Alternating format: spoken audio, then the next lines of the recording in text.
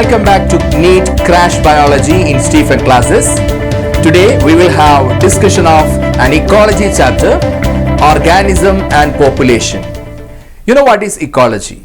Ecology is mainly the study of interaction of organism with its environment. You know, in the environment there will be both abiotic factors as well as biotic factors. What are the abiotic factors? Abiotic factors are mainly temperature, light, water and soil.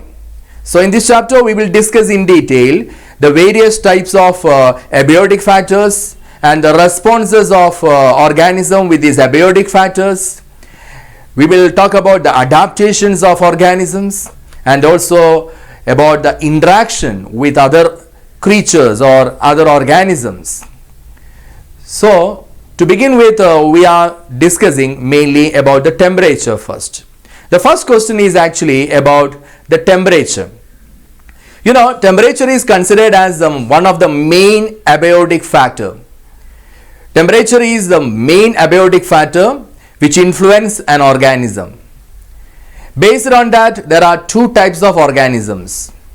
There are eutherms and stenotherms. You know what are eutherms? Eutherms, they can tolerate a wide range of temperature fluctuations, whereas stenotherms, they can tolerate only a narrow range of temperature fluctuation or variation. Vast majority of organisms in this earth, they are stenotherms. Most of the animals and plants, they are stenotherms. So only some animals are capable of regulating their internal environment, or they can regulate a constant body temperature. You know, as human beings we have a constant body temperature. What is that? 37 degrees Celsius. And we are able to maintain this 37 degrees Celsius or internal environment by the help of homeostasis. We call it as homeostasis. Maintaining a constant internal environment is always termed as homeostasis. In the case of temperature, you can see in the slide, you can see in the case of homeostasis, how we control the body temperature. Our temperature is normally at 37 degrees Celsius. But whenever there is a rise in the temperature, what will happen? Our nervous system will signal the dermal blood vessels to dilate. Dermal blood vessels will dilate and also there will be sweat produced by our sweat glands, and thereby the body temperature will be lowered and it will come back to its normal 37 degrees Celsius. Whereas when there is a drop in temperature, when the environmental temperature drops below 37 degrees Celsius, what will happen? In our case, again the nervous system will act on the dermal blood vessels. Dermal blood vessels will constrict and also the sweat glands, they are getting inactivated. So the temperature can be conserved. Body temperature can be conserved or loss of temperature can be avoided. And at the same time, the skeletal muscles are working. So when the skeletal muscles are activated, when the body temperature falls, skeletal muscles will work or we will feel a shivering, and that will increase the body temperature and thereby we can come back to the normal condition or 37 degrees Celsius. So this is how we maintain a constant body temperature, and this is what is called homeostasis. So it is because we are eutherms we can do this. So coming to the question now. In the question, you can see we have to select the true statements. We have a set of statements. Temperature is the most ecologically relevant environmental factor. That is a correct statement. Then a few organisms can tolerate and thrive in a wide range of temperatures, but a vast majority of them are restricted to a narrow range of temperature. This is true statement because most of organisms are stenotherms, only some are eutherms, or only some are able to tolerate a wide range of temperature fluctuations. And the level of thermal tolerance of different species determine to a large extent their geographical distribution. This is very much true in the case of mammals. We mammals are found at every nook and corner of our planet. Why? It is because we are able to tolerate this wide range of temperature fluctuations. That is why mammals are found everywhere in our planet. Then what about the last one? Presence of microbes noted in unique habitats such as thermal springs and deep sea hydrothermal vents. This is also very much true because you can take the case of Thermus aquaticus. Thermus aquaticus, it lives in hot spring and it is applicable for the PCR. The enzymes are thermostable in them. So here all these statements are found to be true. So our correct answer will be, which is our correct answer? All are true. Option D. You got it?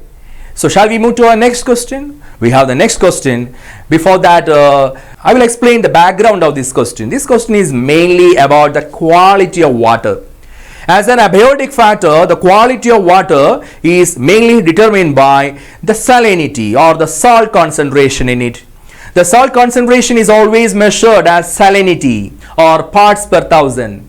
In the case of inland waters, it will be less than 5.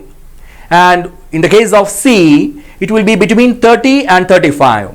And in the case of hypersaline lagoons, it will be greater than 100. So, salinity matters.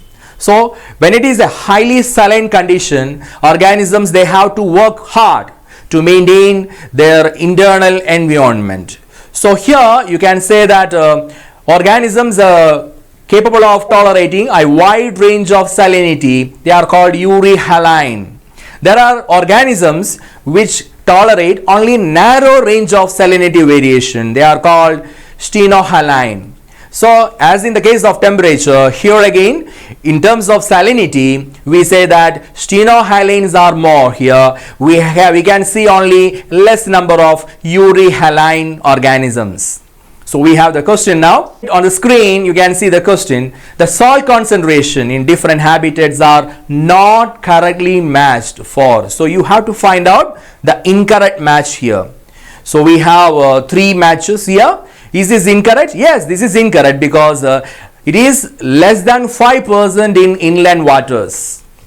Then, what about in sea? It will be between 30 to 35. So, this is again incorrect. So, A and B incorrect here. What about the third one? The C marked here, greater than 100% in hypersaline lagoon. Is it true? That is true statement here, or it is correctly matched. So, our answer will be A and B. They are incorrectly matched. You have to choose the incorrect one. So, our answer option A. You got it? So, we move on to our next question. It is about the way in which marine animals are capable of surviving in their habitat. Actually, the marine organisms, because they are immersed in a hypersaline environment, they have to work hard.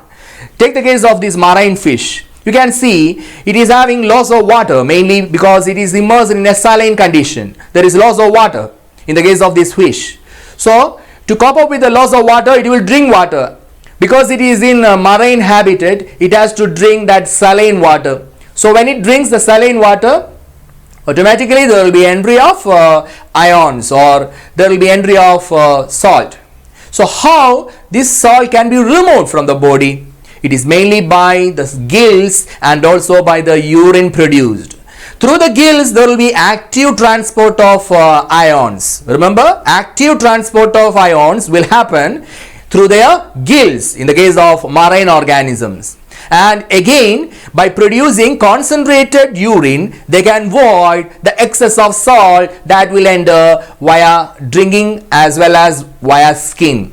So, this is the way in which they remove excess of salt. So, here the arrows indicate the movement or direction of water. It is shown in blue line, and in red line you can see the movement of ions. Is it clear? Yes. Now we can answer the question now. On the screen you can see the question. Some organisms are tolerant of wide range of salinity. They are called euryhaline. It's a very simple question. Euryhaline, these are organisms which tolerate a wide range of salinity variation. Stenohaline, they can tolerate only narrow range of salinity variation, and erytherm, stenotherm, these are applicable for temperature fluctuations or interaction with the temperature. So answer will be option A here. Now we have the next question. Now this is about organisms, their response to these abiotic factors. Organisms, they are responding to these abiotic factors by three different ways. You have the graph here. On the x-axis we have the external level. On the y-axis we can see the internal level. So here some organisms they will change their internal level with respect to the changes in the external level, and these organisms are called the conformers. So you can see the line of conformers. They change their internal level with respect to the changes happening in the external level. These animals are called conformers. They don't have the energy to spend. That is why they remain as conformers. In the textbook it is clearly written that conformers, they are not evolving into regulators. Why? Because to regulate it is energetically expensive. So organisms, only when they have that much energy in them to spend, they can become regulators. So organisms, some are regulators. You can see the regulators in the red line over here. They maintain a constant internal level despite changes in the external level. So they are called regulators. So in this world we can see most of organisms are conformers. We cannot see much regulators here. Why? Because to regulate it requires expenditure of energy. And there is a third category. The third category you can see here, they are called partial regulators. They conform first and then they regulate. They are called partial regulators. So this graph is very important. How organisms, they respond to the different environmental factors. We have the question now. In this question, they are asking about the stressful condition when it is localized or when it remains only for a shorter duration. So the question is different. Here they are asking about a stressful condition which remain in a localized or in a particular geographical area. If that problem is confined to a geographical area, or if it is only for a shorter period of time, what they will do? They will do two other things. The conformers, they have two other options. What are the options? They will migrate or they will suspend. You know what is migration? We human beings, we do a lot of migration. From the rural areas to urban areas, we migrate in search of jobs. So that is a type of migration. Birds do migrate. Animals, they are always migrating. And in the case of to suspend, what we mean? You can see in the case of seeds, they germinate only when there is a favorable condition. Only when water is available, they will germinate. In the case of spore formation, you can see that spores are generated in order to thrive the stressful environmental condition.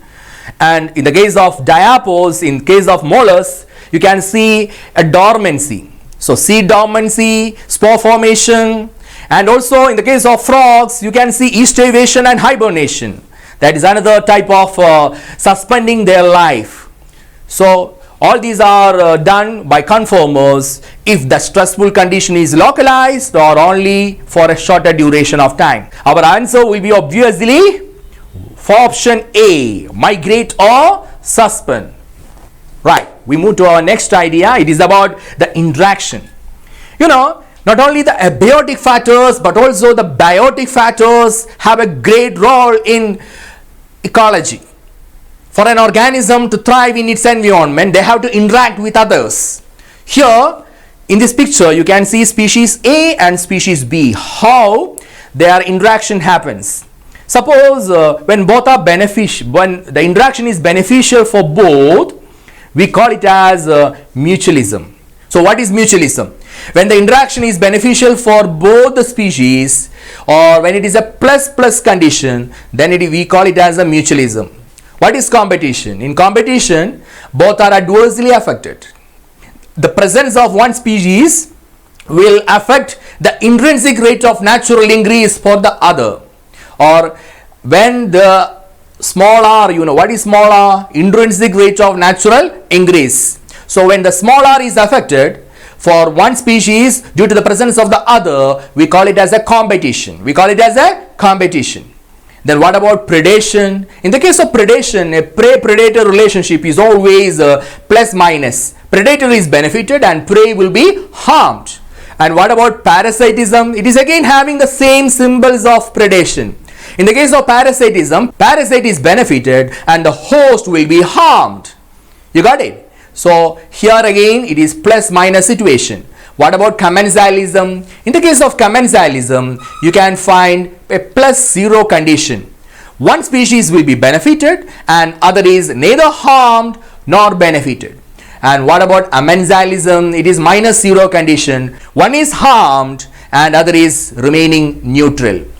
So you got it? So these interactions, they are symbols you have to keep in your mind to answer the following questions. We have the question 1. So here some interactions are given. You can see the question now. Where is the question? Yeah.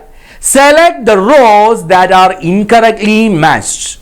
You have to select those rows which remain incorrectly matched. Here symbiosis is plus plus. That is a correct match. What about competition?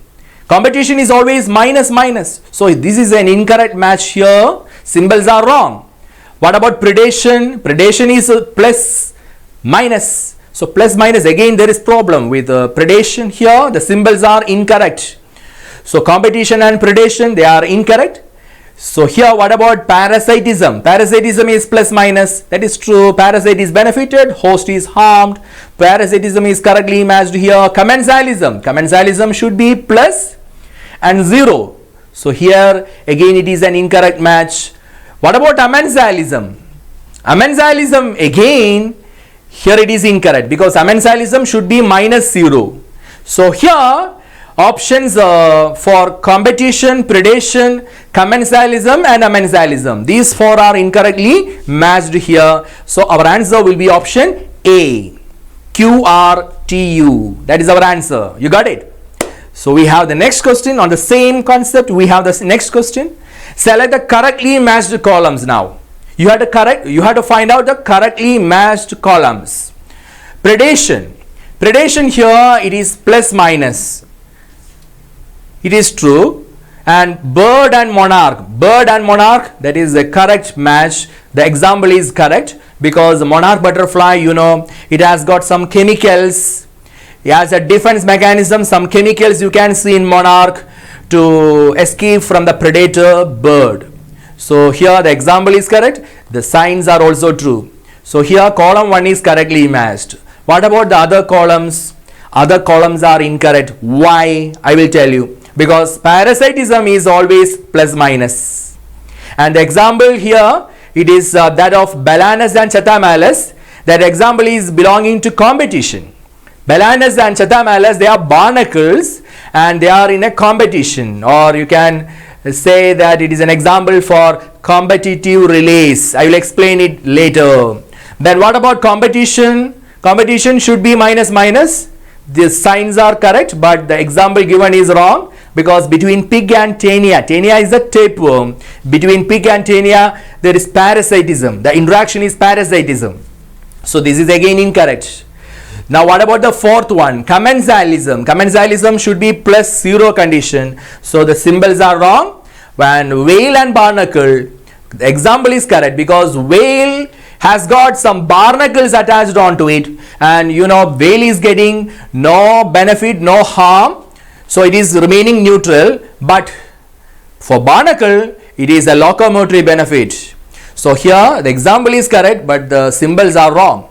What about mutualism? Symbols are wrong. Plus plus is a symbol for mutualism, but here it is given as plus 0. Then fig and wasp, that is a good example for mutualism because in the case of fig and wasp, both are getting benefited. Okay, so wasp, you know, it is laying egg in the fruit of fig. So fig is getting pollinated with the help of wasp also. So both are getting benefit. So example is correct, but the relation given here, it is wrong. So now our answer will be option A here. So we have the answer option A because only column 1 is correct. Now we have the next concept of geographical distribution. It is about geographical distribution. You know, geographical distribution of a particular species is determined mainly by its ability for thermal tolerance. How well it can tolerate the variation in the temperature, that will determine the geographical distribution of a particular species.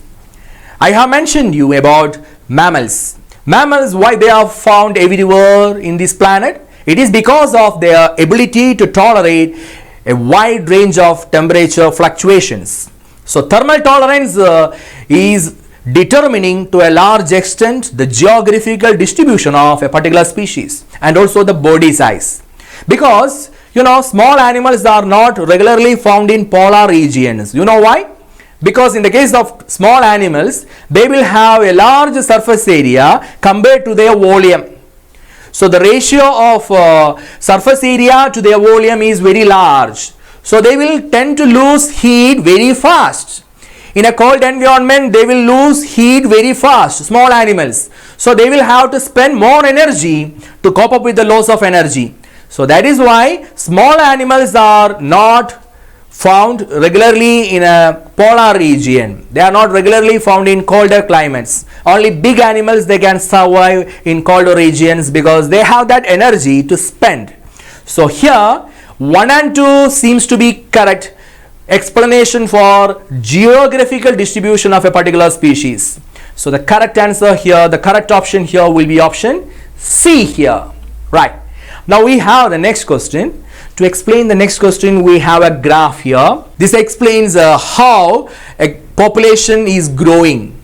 You know, there are basically two types of growth curves. One is exponential growth curve and other is a logistic growth curve. Here in this graph, on the x-axis we are taking time, on the y-axis we are taking population density.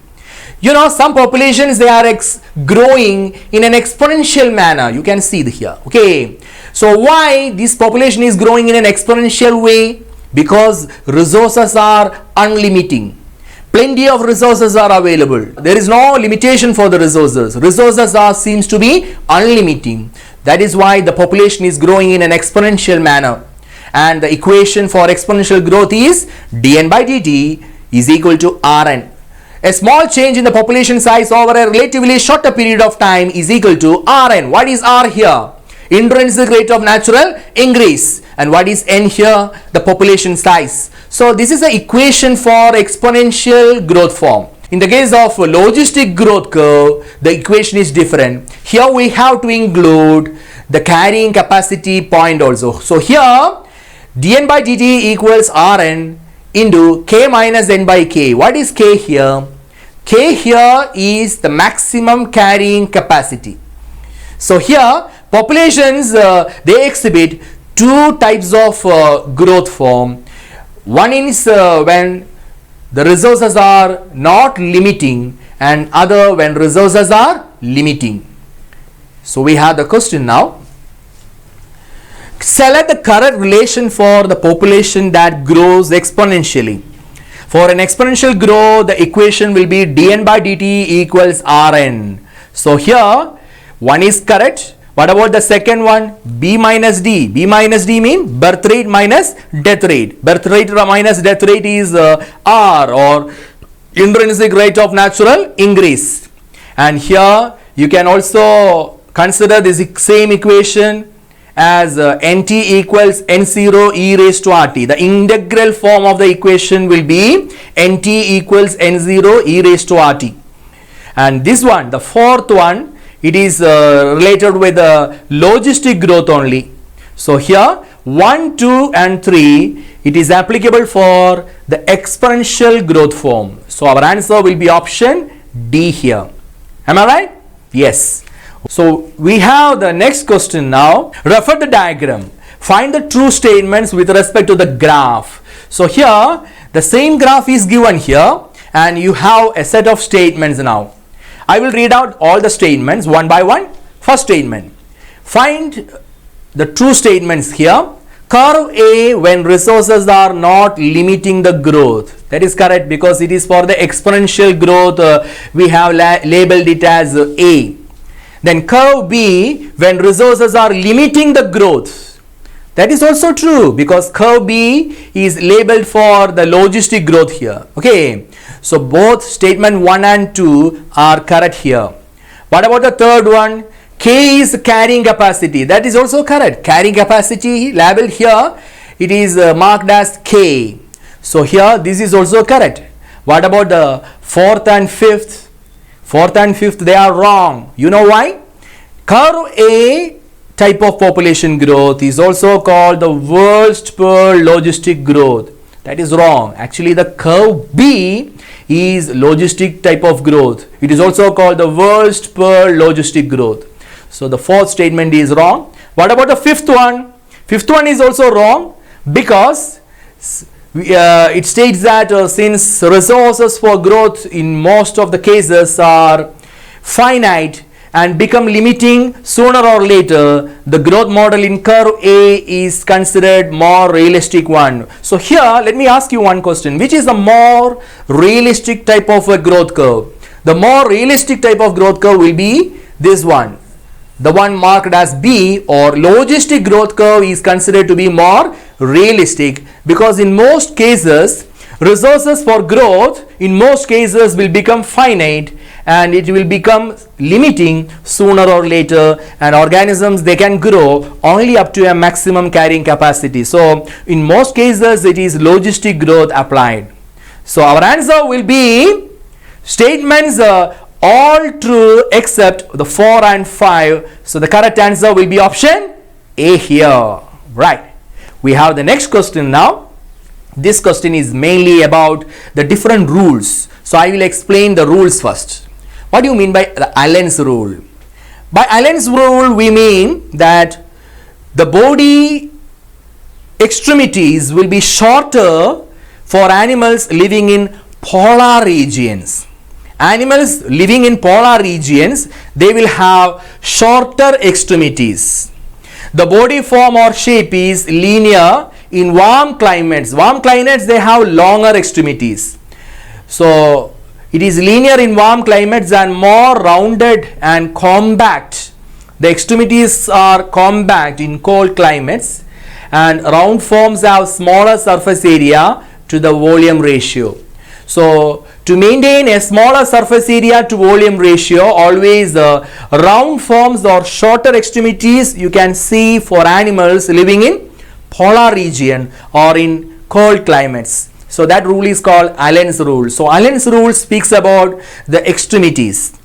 Then what about the Bergmann's rule? Bergmann's rule speaks about the body size. Bergmann's rule states that body size is large in cold climates and small in warm climates. So that is Bergmann's rule. Then we have the next rule now, Gloger's rule. Gloger's rule is about the pigmentation. In an ecogeographical rule which states that within a species of endotherms, more heavily pigmented forms tend to be found in more humid environment or near the equator. So in the tropical region you can see animals having more pigmented condition.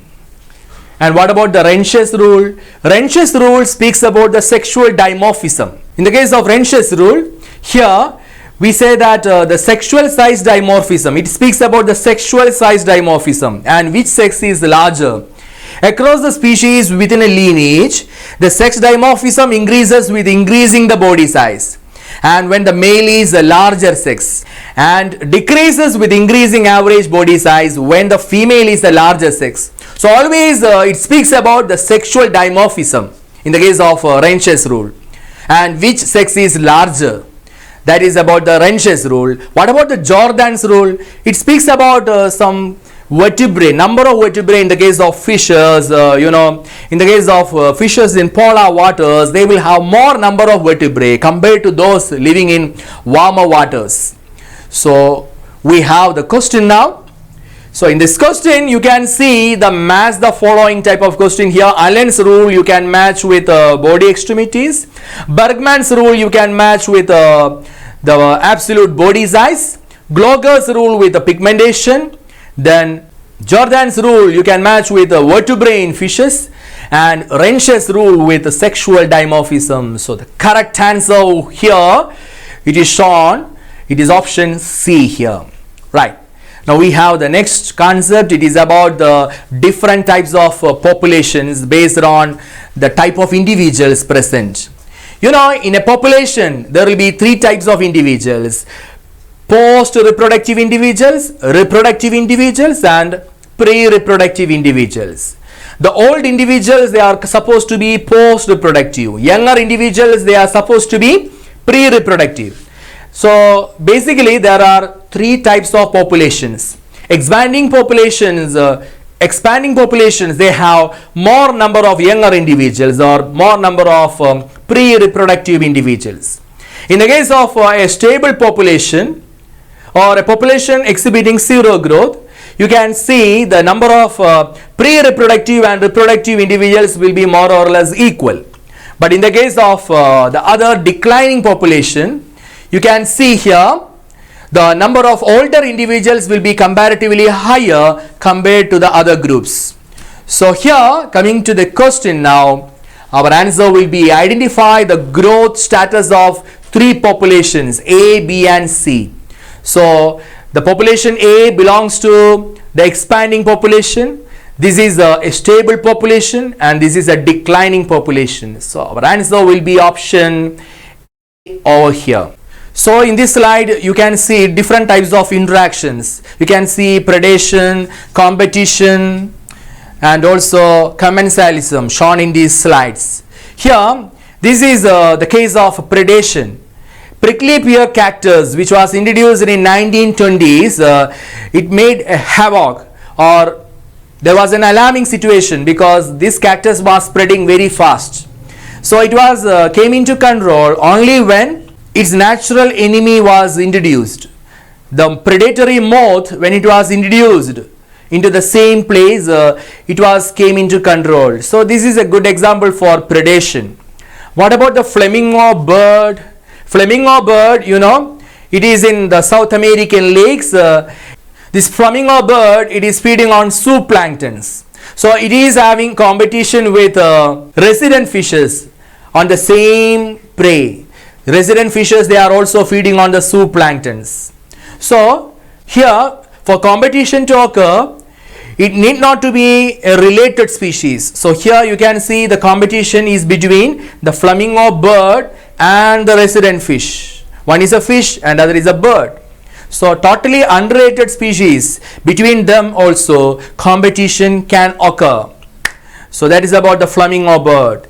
Take the case of Abington tortoise. This Abington tortoise, it was eliminated when the goats were introduced, because goats are having a greater grazing ability compared to that of Abington tortoise. So Abington tortoise, it was eliminated from the Galapagos when goats were introduced. And here you can see the sucker fish attached onto the body of shark. And that is a very good example for commensalism. It is a good example for commensalism because it is a +0 condition. So we have different types of interactions now. Now we move on to the question now. We have to select the incorrectly matched pair. Predation, prickly pear cactus and predatory moth. That is a correct match. Then competition, flamingo bird and resident fishes, they are in competition for the zooplanktons. That is a correct match. Now parasitism, Abington tortoise and gods, it is incorrect because between Abington tortoise and god you can see the interference competition. Now this is an incorrect match. What about option D, commensalism? Shark and suckerfish, that is a correct match. We have seen in that picture. So the correct answer here will be option C, because incorrectly matched option C. Now we have the next concept on the screen now. This is about the barnacles, you know, Balanus and Chathamalis, you know, they are in a competition. Here, this is a good example for competitive relays. You know, Balanus here, that is a superior species, competitively superior than Chathamalis. Balanus, you can see it over here, it is a superior, bigger barnacle, and Chathamalis is a smaller one. and you can see it here. When we remove the Balanus species from here in a Cornell's field experiment, he removed the superior species. Balanus, when it was removed, the Chathamalis, you can see it is coming down. So Chathamalis, it was confined to a small geographical area due to the presence of the superior barnacle, competitively superior one, Balanus. But when Balanus was removed, Chathamalis seems to occupy to this portion also. So it is coming down, it is moving down when Balanus is removed, experimentally removed. So here you can say that for Balanus, the fundamental niche as well as the realizer niche will be the same, but in the case of Chathamalis, the fundamental niche and the realizer niche, they are very much different. The realizer niche is smaller, but the fundamental niche is very much large, because the fundamental niche it can achieve only when the superior species is removed. You got it? So that is the interaction between Balanus and Chathamalis, and it is a very good example for competitive release. So when a competitively superior species is removed, the competitively inferior species is found to increase its geographical area dramatically, and that is called competitive release. Now we have the other picture shown here. It is speaking about the Gauss principle of competitive exclusion. So here two types of Paramecium. One is Paramecium aurelia and other is Paramecium caudatum. So when both were grown together in the same plate, what happens? In the same medium when they are growing, you can see the competitively superior species will eliminate the competitively inferior one, and this is called competitive exclusion. Gauss principle of competitive exclusion well explained in that particular picture. So we have one more explanation slide now. You can see it over here. Balanus and Chathamalis, you can see it over here. Balanus is having the fundamental niche as well as the realized niche, they are the same. But in the case of Chathamalis, the fundamental niche and realized niche, they are different. Now we have the question now. A species whose distribution is restricted to a small geographical area because of the presence of a competitively superior species is found to expand its distributional range dramatically when the competing species is experimentally removed. This is called competitive release. This is called competitive release. Competitive exclusion, that is a principle of Gauss principle of competitive exclusion. One will exclude, the inferior one will exclude. Then resource partitioning. You might have studied about the warblers, 5 different species of warblers. They are able to coexist on the same tree and they can avoid competition. So that is resource partitioning. That is a different idea. Brood parasitism. In the case of crow and cuckoo, you can find brood parasitism. So here competitive release will be our answer for this question.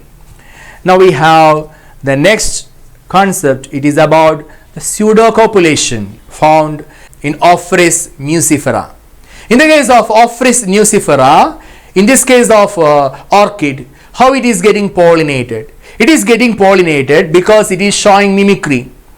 It is actually mimicking the female wasp. So here, because of the similarity with the female wasp, the male wasp will think that it is a female and it will come here on the flower and it will try to copulate with the flower, thinking that it is the female partner, and by doing so it will help in pollination.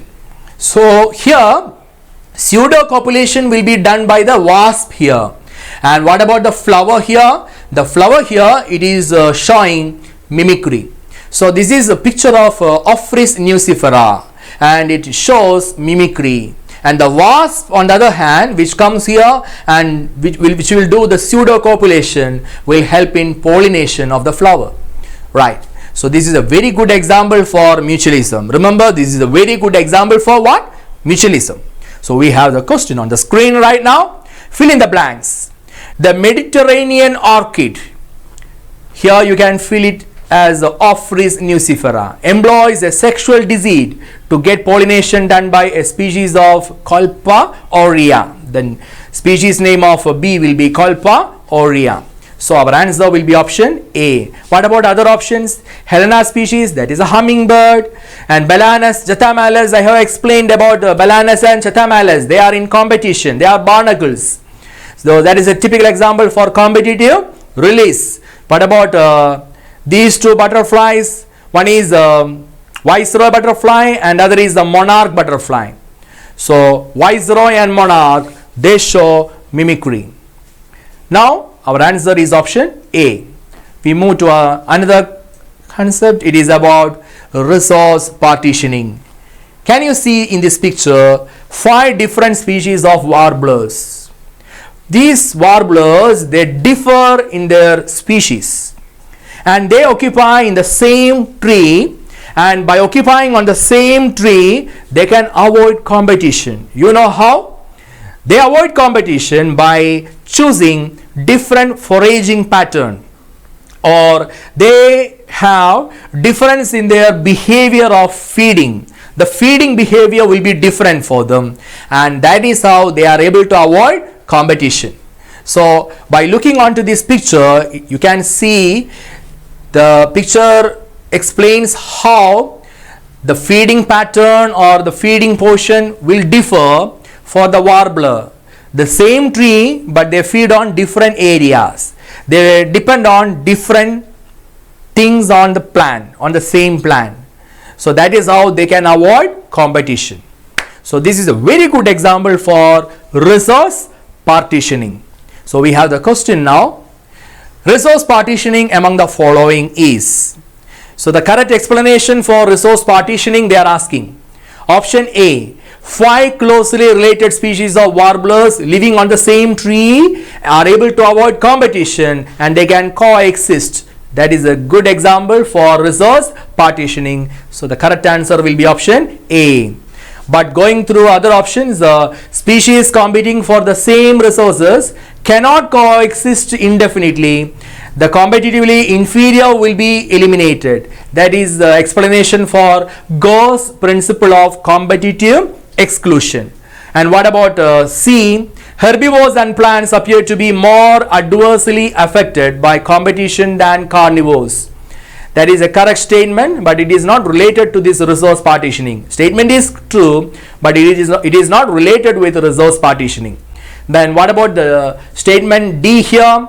When resources are limited, the competitively superior species will eventually eliminate the other species. This statement is correct. This is a correct statement, but it is not a correct answer for the question. In the question, they are asking about the definition of resource partitioning. So even though this is a correct statement, and this is also true, but when a statement is correct, it need not to be an answer. The statement is correct here, but it is not related to resource partitioning. The correct definition for resource partitioning is given in option A only. So that is our answer. So with this, we conclude today's crash course on organism and population. In the next class, I will come with another video, another chapter from first year. Until then, it's goodbye from Stephen Classes.